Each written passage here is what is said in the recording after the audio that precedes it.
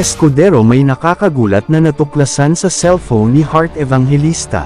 May mga chikang nagkalat ngayon sa social media na di umano'y na-aksidente di umano makita ni Cheese ang cellphone ni Heart na di umano ay may kachat itong ibang lalaki na di umano'y kanilang pinag-awayan.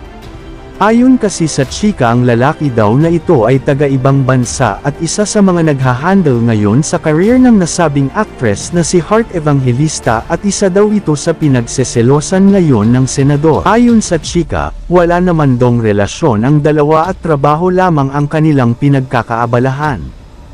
Hiniling naman ni Heart na sana ay huwag na sanang bigyan pa ng maling interpretasyon ang kanyang pagtatrabaho sa ibang bansa.